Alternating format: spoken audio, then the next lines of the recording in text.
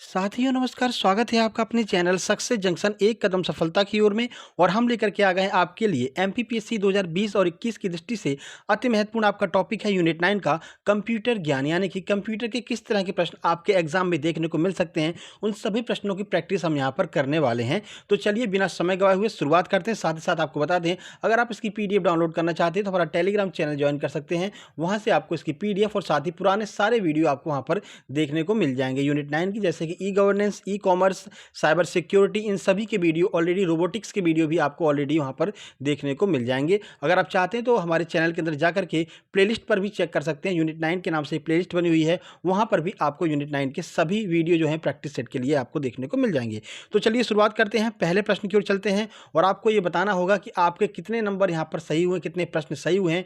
15 प्रश्न आपके सामने आ रहे हैं। ये कहने को 15 प्रश्न है, लेकिन एक एक प्रश्न के बारे में आपको कम से कम 5 से 6 एक्स्ट्रा पॉइंट मिलेंगे। तो ये जो 15 प्रश्न है ये आपके कम से कम 50 प्रश्न बन जाएंगे। तो चलिए शुरुआत करते हैं और आपको अपने आप यहाँ पर प्रश्नों का लेवल और वीडियो का लेवल देखने को मिलेगा। देखिए पहला प्रश्न, बिट का मतलब क्या होता है? बहुत कंफ्यूजिंग प्रश्न है। जब आप एग्जाम सेंटर पर बैठते हैं तो इतना प्रेशर रहता है कि आप ये प्रश्न आपको आता रहेगा, लेकिन आप जल्दबाजी में गलत करके आते हैं। तो बिट का क्या मतलब होता है? Binary digit, binary number, computer की एक भाषा, या फिर इनमें से कोई नहीं। चलिए आंसर देखते हैं फिर बताते हैं। तो सही आंसर हो जाएगा इसका ए, यानी कि बाइनरी डिजिट जो है वो बिट का अर्थ होता है। कभी भी गलती से बाइनरी नंबर नहीं लगा देना। बिट का मतलब है बाइनरी डिजिट, और डिजिट कौन सी होती है? 0 और 1। ठीक है, कुछ जानकारी आपको देते हैं। देखिए, तो बिट कंप्यूटर मेमोरी की सबसे छोटी इकाई होती है, याद रखिएगा। इसका अर्थ बाइनरी डिजिट होता है। तो बिट का अर्थ क्या होता है? Binary digit. बाइनरी डिजिट में सिर्फ 2 डिजिट आती हैं, कौन कौन सी? 0 और 1। और कई बार पूछा भी गया कि 0 और 1 का क्या अर्थ है। तो याद रखिएगा, 0 का अर्थ है ऑफ और 1 का अर्थ है ऑन। यानी कि 0 1 का कुछ अर्थ होता है और वो है ऑन ऑफ इसका अर्थ होता है। ठीक है, तो 0 का अर्थ है ऑफ और 1 का अर्थ होता है ऑन। ठीक है, चलिए आगे बढ़ते हैं, अगले प्रश्न की ओर चलते हैं। ASCII का पूर्ण रूप क्या होता है? ऑप्शन नंबर ए है American stock code for information interchange. Option number B है American standard code for information interchange. Option number C है African standard code for information interchange. या फिर ऑप्शन नंबर डी है adopt table standard code for information and interchange. यह प्रश्न कई बार पूछा गया है और आपके एमपीपीएससी ने भी इसको कई बार कवर किया है, और अभी हाल ही में एनटीपीसी रेलवे में भी कई बार पूछा गया है। ASCII का फुल फॉर्म। उम्मीद करते हैं आपने आंसर लगा लिया होगा। चलिए देखते हैं इसका सही आंसर क्या है। सही आंसर है बी, यानी कि American standard code for information interchange. ये ASCII का फुल फॉर्म होता है। अब देखिए ASCII के बारे में आपको बताते हैं। तो ASCII जो है वो एक कीबोर्ड का पार्ट होता है। ठीक है, मतलब बेसिकली ये कीबोर्ड में इंस्टॉल होता है, कीबोर्ड का एक कोड होता है। देखिए इसमें 7 बिट का एक कोड होता है। ठीक है, तो आपसे पूछा जा सकता है ASCII जो कोड है उसमें कितने बिट होते हैं, तो आपको आंसर लगाना है सर उसमें 7 बिट होते हैं ASCII कोड में। ठीक है, इस कोड का निर्माण अमेरिका के द्वारा किया गया था। ठीक है, चलिए आगे बढ़ते हैं और अगला प्रश्न देखते हैं। देखिए, सुपर कंप्यूटर में इस्तेमाल होने वाला शब्द लंबाई की रेंज क्या होती है? जो सुपर कंप्यूटर होता है उसमें जो शब्द लंबाई होती है उसकी रेंज कितनी होती है, यही आपसे पूछा जा रहा है। 16 बिट, 32 बिट, 64 बिट तक, या फिर 128 बिट तक। तो कितने बिट तक कंप्यूटर में जो शब्द लंबाई होती है उसकी रेंज कितनी होती है? आइए देखते हैं। सही आंसर सी, यानी कि 64 बिट तक की उसकी रेंज होती है। चलिए कुछ जानकारी आपको देते हैं। देखिए, सुपर कंप्यूटर की शब्द लंबाई 64 बिट तक की होती है। ठीक है, तो याद रखना आपको कि रेंज कितनी होती है सुपर कंप्यूटर शब्द की, तो 64 बिट तक उसकी रेंज होती है। विश्व का पहला सुपर कंप्यूटर 1976 में बनाया गया था। नाम क्या था? CDC 6600, जिसे हम क्रेवन भी कहते हैं। चाहे क्रेवन आ जाए या फिर CDC 6600 आ जाए, दोनों ही आपका सही होगा। आप देख लीजिएगा कि उसमें क्या दिया गया है। ठीक है, भारत में पहला सुपर कंप्यूटर कब आया? तो भारत में पहला सुपर कंप्यूटर 1991 में आया, जिसका नाम था परम 8000। ठीक है, जिसे पुणे की सीडेक कंपनी ने बनाया था। तो एक प्रश्न आपका यहां से भी क्लियर हो रहा है। ठीक है, 1991 पुणे की सीडेक ने बनाया, नाम था परम 8000। ठीक है, स्पीड को किस में मापते हैं? तो याद रखिएगा, जो आपका सुपर कंप्यूटर होता है इसकी स्पीड को फ्लॉप में मापा जाता है। ठीक है, तो सुपर कंप्यूटर की स्पीड को फ्लॉप में मापा जाता है, FLOP में। ठीक है, वर्तमान में सबसे तेज सुपर कंप्यूटर कौन सा है? तो वर्तमान में जापान का फुगाकू जो है वो सबसे तेज सुपर कंप्यूटर है। याद रखिएगा, वर्तमान की अगर बात पूछी जाती है तो आपको आंसर फुगाकू लगाना है, जो कि जापान का सुपर कंप्यूटर है, वर्तमान में सबसे तेज है। जापान और चीन में चलती रहती कंपटीशन कौन सबसे तेज है। ठीक है, तो अभी वर्तमान की बात करें तो जापान का फुगाकू जो है वो सबसे तेज कंप्यूटर है। ठीक है, आगे बढ़ते हैं। देखिए, कंप्यूटर में डाटा स्टोर करने तथा गणना के लिए किस नंबर सिस्टम का यूज किया जाता है? दशमलव, ऑक्टल, बाइनरी या फिर हेक्साडेसिमल। चलिए आंसर देख लेते हैं। सही आंसर सी यानी कि बाइनरी नंबर का यूज किया जाता है डाटा को स्टोर करने के लिए। आइए कुछ जानकारी आपको देते हैं। देखिए, तो कंप्यूटर में डाटा को स्टोर करने के लिए बाइनरी सिस्टम का प्रयोग होता है। बाइनरी सिस्टम में सिर्फ दो अंक होते हैं, 0 और 1, जहां पर 0 का अर्थ है ऑफ और 1 का अर्थ है ऑन। बाइनरी नंबर के आविष्कारक कौन है? बहुत महत्वपूर्ण प्रश्न है, एनटीपीसी में पूछा गया था। लोग छोड़कर ही आए थे क्योंकि माइनस मार्किंग भी होती है एनटीपीसी में, तो लोग इसको छोड़कर ही आए थे क्योंकि किसी को पता ही नहीं था कि बाइनरी नंबर के आविष्कारक कौन है। पर आप याद कर लीजिए, गॉटफ्राइड लेबनेज जो हैं वो यहाँ पर बाइनरी डिजिट के आविष्कारक हैं। ये एक नंबर आपको दूसरों से अलग बनाएगा, ठीक है, कंपटीशन में आपको आगे लेकर के जाएगा, ठीक है।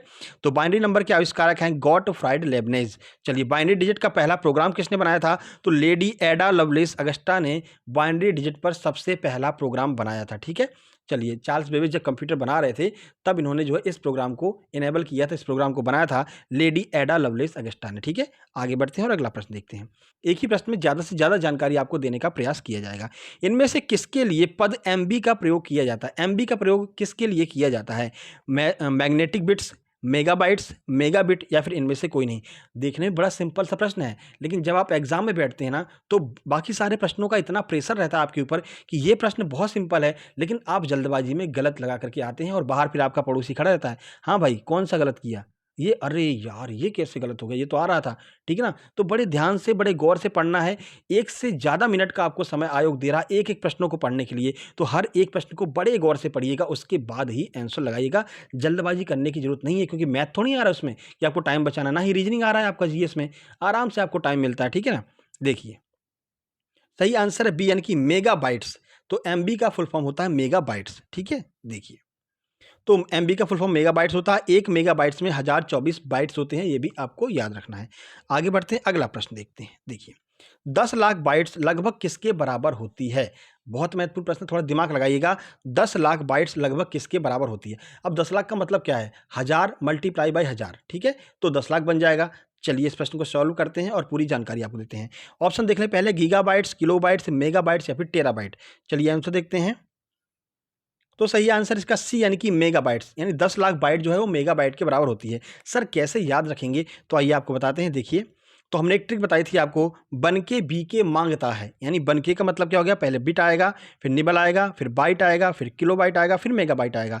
अब यहाँ पर क्या हो रहा है? 1024 मल्टीप्लाई 1024 हो रहा है ना, तो आपको पहले यहाँ पर बी पर है, यानी कि 1024 बाइट गुणा 1024 बाइट मिल करके कितना बनेगा? 1 मेगा बाइट बन जाता है, ठीक है। तो याद रखिएगा, 10 लाख बाइट्स लगभग किसके बराबर होते हैं? तो 1 मेगा बाइट के बराबर 10 लाख बाइट्स होते हैं। 1024 मल्टीप्लाई बाई 1024, ठीक है, बराबर 1 MB यानी कि 1 मेगाबाइट्स। आगे बढ़ते हैं, अगला प्रश्न देखते हैं। बड़े से छोटे के क्रम में कौन सा यहाँ पर ऑप्शन बिल्कुल सही है? यानी सबसे पहले बड़ा, फिर उससे छोटा, फिर उससे छोटा, फिर उससे छोटा। तो ऑप्शन नंबर ए देखते हैं, तो टेराबाइट, फिर मेगाबाइट, फिर गीगाबाइट, फिर किलोबाइट। ऑप्शन नंबर बी देखते हैं, टेराबाइट, फिर किलोबाइट, फिर गीगाबाइट, फिर मेगाबाइट। ऑप्शन सी देखते हैं, तो गीगाबाइट, मेगाबाइट, टेराबाइट या फिर किलोबाइट। ऑप्शन डी देखते हैं, तो टेराबाइट, गीगाबाइट, मेगाबाइट या फिर किलोबाइट। बताइए कौन सा आंसर आपके हिसाब से सही होना चाहिए? चलिए आंसर देख लेते हैं। सही आंसर है डी, यानी कि टेराबाइट, फिर गीगाबाइट, फिर मेगाबाइट, फिर किलोबाइट, ठीक है। इस तरह से यह क्रम जो है बिल्कुल सही होगा। सबसे बड़ा टेराबाइट होता है, उससे छोटा गीगाबाइट होता है, उससे छोटा मेगाबाइट होता है और उससे छोटा किलोबाइट होता है। फिर आगे चलता चला जाता है, बाइट बाइट पर निबल, निबल के बाद ऐसे चलता चला जाता है, ठीक है। चलिए आगे बढ़ते हैं। सबसे ज़्यादा प्रयोग में आने वाला कोड कौन सा है? आस्की, जिसे ASCII कहते हैं, यूनिकोड, बाइनरी नंबर या फिर इनमें से कोई नहीं? चलिए आंसर देख लेते हैं। सही आंसर है ए, यानी कि जो आस्की है, जिसे ASCII कहते हैं, सबसे ज़्यादा प्रयोग में आने वाला कोड होता है। देखिए, तो सबसे ज़्यादा इस्तेमाल में किए जाने वाला कोड ASCII होता है, जो 7 बिट से मिलकर के बना होता है। सर यूनिकोड कितने बिट से मिलकर बनता है? तो यूनिकोड में कुल 8 बिट होते हैं, और बाइनरी में, तो बाइनरी में 0 और 1 दो ही अंक होते हैं, ये तो आपको पता ही है, ठीक है। तो यूनिकोड के बिट भी याद रखिएगा, यूनिकोड में 8 बिट होते हैं, ठीक है। आगे बढ़ते हैं और अगला प्रश्न देखते हैं। कंप्यूटर के एक निबल में कितने बिट होते हैं? 4, 8, 16 या 32? तो बताइए कि एक निबल कितने बिट से मिलकर के बना होता है? चलिए आंसर देखते हैं। बड़ा सिंपल सा प्रश्न है, लेकिन वही बात प्रेशर वाली, ठीक है ना। तो बड़े गौर से आपको देखना है। सही आंसर है ए, यानी कि 4 बिट से मिल करके एक निबल बनता है। चलिए आपको बता देते हैं कैसे बनेगा। देखिए, तो सबसे पहले आता है बिट। बिट में कौन होता है? 0 और 1। उसके बाद में 4 बिट मिल करके एक निबल का निर्माण करते हैं, ठीक है। और 8 बिट मिलकर के 1 बाइट का निर्माण करते हैं। लोग यहीं पर कंफ्यूज हो जाते हैं, प्रश्न को नहीं पढ़ते हैं। प्रश्न में पूछा जा रहा है कि एक निबल में कितने बिट होते हैं, तो आपको 4 आंसर देना है। अगर प्रश्न में पूछा जा रहा है कि 1 बाइट में कितने बिट होते हैं, तो आपको 8 आंसर देना है। बड़े गौर से आपको प्रश्न को पढ़ना है। उसके बाद में 1024 बाइट मिलकर के 1 किलोबाइट बन जाते हैं, फिर 1024 किलोबाइट मिलकर के उसके बाद ऐसे आगे बढ़ता चला जाता जाता रहता है। ठीक है ना? चलिए आगे बढ़ते हैं और अगला प्रश्न देखते हैं। एक हल्का संवेदनशील डिवाइस जो चित्रकारी, मुद्रित पाठ या अन्य छवियों को डिजिटल रूप में परिवर्तित करता है, क्या कहलाता है? कीबोर्ड, प्लॉटर, स्कैनर या फिर ओएमआर। यानी कि एक ऐसा डिवाइस जो हार्ड कॉपी को सॉफ्ट कॉपी में यानी कि डिजिटल फॉर्म में बदल करके कंप्यूटर में पहुंचा देता है, उसे हम क्या कहते हैं? कीबोर्ड, प्लॉटर, स्कैनर या फिर ओएमआर। आइए आंसर देखते हैं। सही आंसर सी, यानी कि वो स्कैनर होता है। जैसे कि हमने कोई चित्रकारी बनाई, ठीक है, कोई डिज़ाइन बनाई, तो हम उसको कंप्यूटर के अंदर कैसे प्रवेश कराएंगे? ये थोड़ी है कंप्यूटर मॉनिटर सामने ले जाके बोल देंगे लो भाई देख लो और इसको स्कैन कर लो। ऐसा तो हम नहीं कहते। कंप्यूटर बोलेगा ऐसा है भाई, बगल में स्कैनर लगा है, उसमें लगा के और फिर भेजो मेरे पास एक सिस्टम से, चलो ठीक है ना, ऐसा बोलेगा कंप्यूटर। इसलिए स्कैनर का यूज़ किया जाता है। स्कैनर में हम उस चीज़ को रखते हैं, उसको स्कैन करता है, कंप्यूटर के पास भेजता है। ठीक है, तो सही आंसर हो जाएगा सी, यानी कि स्कैनर एक इनपुट डिवाइस होता है जो हमारे द्वारा दी गई चित्रकारी, मुद्रित पाठ या अन्य छवियों को डिजिटल रूप में परिवर्तित करके कंप्यूटर के पास पहुंचाता है ना। हार्ड कॉपी थी ना, उसको डिजिटल रूप में परिवर्तित किया और कंप्यूटर के पास पहुंचा दिया। ठीक है ना, तो यही आपका आंसर स्कैनर इसका हो जाएगा। आगे बढ़ते हैं। कंप्यूटर को कितनी पीढ़ियों में वर्गीकृत किया गया है? 1, 2, 5 या फिर 4? चलिए आंसर देखते हैं। सही आंसर सी, यानी कि 5 पीढ़ियों में कंप्यूटर को वर्गीकृत किया गया है। अब वे 5 पीढ़ियां कब से लेकर के कब तक चली हैं, वो सारी जानकारी आइए आपको देते हैं। तो पहली पीढ़ी की बात करें 1942 से लेकर के 1955 तक पहली पीढ़ी चली है। दूसरी पीढ़ी 1955 से 1964।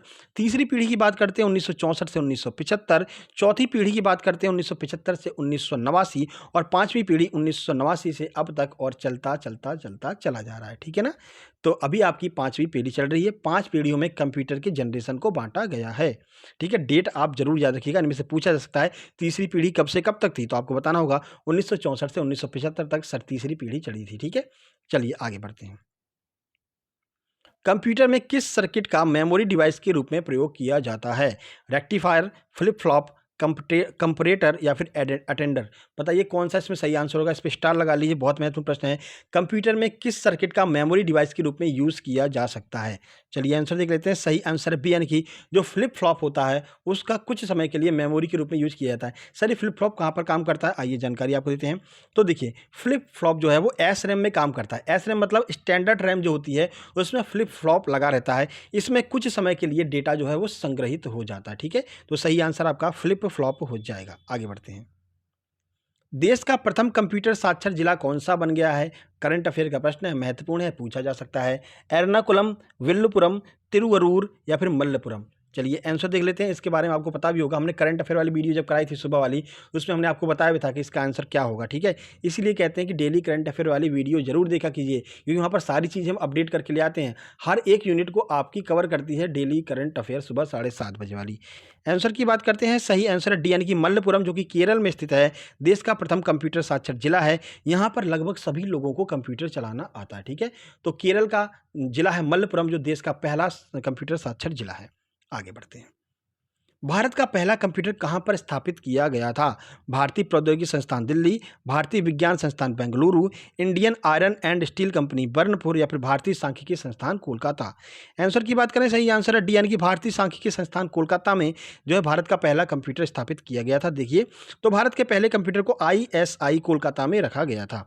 यह कंप्यूटर अमेरिका से खरीदा गया था। इसका नाम HEC था, यानी HEC का फुल फॉर्म पूछा जा सकता है, तो ह्यूमन इक्विपमेंट कंप्यूटर इसका फुल फॉर्म होता है HEC का, जो हमने अमेरिका से खरीदा था। और ISI कोलकाता में हमने सबसे पहले इसको स्थापित किया है। और यूज कहाँ पर किया गया था? तो प्रधान डाकघर में यूज किया गया था। हमने आपको पिछले प्रश्न में बताया भी था। सबसे पहले देखिए यहाँ पर स्थापित कर दिया गया। अब इसको सबसे पहले यूज कहाँ पर किया गया था? तो प्रधान डाकघर दिल्ली में इसको सबसे पहले यूज किया गया था। अगला प्रश्न देखते हैं। इनमें से कौन सा कार्य कंप्यूटर द्वारा नहीं किया जाता है? इनपुटिंग, कंट्रोलिंग, आउटपुटिंग या फिर अंडरस्टैंडिंग? आइए आंसर देखते हैं। सही आंसर डी, यानी कि अंडरस्टैंडिंग कंप्यूटर नहीं कर सकता है। ठीक है, हाँ कंप्यूटर लॉजिकली वर्क करता है। ठीक है ना, जो हम उसको एक बार समझा देंगे तो वह फिर लॉजिकली अपना वर्क करता रहेगा, लेकिन उसमें खुद की समझ नहीं है, खुद की अंडरस्टैंडिंग नहीं है। आपको एक बार उसको बताना पड़ेगा। ठीक है, तो अंडरस्टैंडिंग जो है वो कंप्यूटर का कार्य नहीं है। बाकी इनपुटिंग, कंट्रोलिंग, आउटपुटिंग ये सब कंप्यूटर कर सकता है। ठीक है, आगे बढ़ते हैं। तो ये 15 महत्वपूर्ण प्रश्न थे जिनमें हमने ज़्यादा से ज़्यादा जानकारी आपको देने का प्रयास किया। कैसे लगे प्रश्न ज़रूर बताइएगा। बाकी कल हमने एक प्रश्न पूछा था, कल हमने जो आपको एमपी करंट अफेयर की जो वीडियो करवाई थी, प्रैक्टिस सेट करवाया था, कल वाले में हमने एक प्रश्न पूछा था कि जो आपके खजुराहो के मंदिर है उनका निर्माण किसने करवाया है। सही आंसर है चंदेल वंश के लोगों ने। आइए देखते हैं किसने सही आंसर दिया है। हरीश बाबू ने बताया चंदेल वंश, अंकित साकले ने बताया चंदेल वंश और काफ़ी अच्छी जानकारी भी दी है अंकित साकले ने, बहुत बहुत धन्यवाद आपका। उसके बाद सचिन पारासर ने चंदेल वंश बताया है, निखिल चौहान ने चंदेल वंश बताया, पूजा दांगी ने बताया चंदेल वंश और पूजा दांगी थैंक यू बोला है, बहुत बहुत धन्यवाद आपका। रानू आनंद ने गुड़सर कहा है, बहुत बहुत धन्यवाद आप लोगों का। ऐसे ही कमेंट करते रहिए जिससे कि हम कुछ नई चीज़ें आपके लिए इनिशिएट लेकर के आते रहें। बाकी आज की बात करते हैं तो आज का एक प्रश्न है आपका कि जो कीबोर्ड होता है वो किस तरह का डिवाइस होता है, इनपुट डिवाइस है, आउटपुट डिवाइस है, ये आपको कमेंट बॉक्स में कमेंट करना है। बाकी आपको बता दें रोज़ सुबह 7:30 बजे आपके लिए करंट अफेयर की वीडियो लेकर के आते हैं, जहां पर हम आपके लिए daily current affair, MP current affair और स्टैटिक जीके के 5 प्रश्न और एक अवार्ड को डेली डिस्कस करते हैं। तो आज हमने वहां पर अर्जुन पुरस्कार को डिस्कस किया है। तो जो एमपीपीएससी वाले हैं उनके लिए अर्जुन पुरस्कार महत्वपूर्ण है, सारे पुरस्कार महत्वपूर्ण है और डेली हम एक एक पुरस्कार को डिस्कस कर रहे हैं, जो लेटेस्ट जानकारी है उसको। ठीक है, साथ ही साथ में अर्जुन पुरस्कार कब शुरू हुआ, अब तक कितने लोगों को दिया जा चुका है, कितनी राशि दी जाती है, लेटेस्ट में किसको दिया गया है, सारी जानकारी आज की करंट अफेयर वाली वीडियो में हमने डिस्कस की है, जा करके जरूर देख लीजिएगा।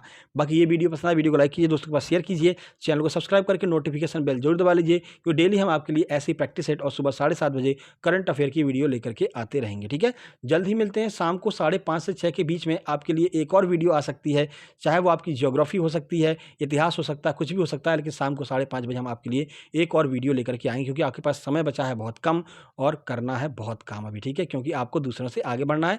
तो अभी सब्सक्राइब कर लीजिए सक्सेस जंक्शन को। जल्द ही मिलते हैं, तब तक के लिए नमस्कार, धन्यवाद।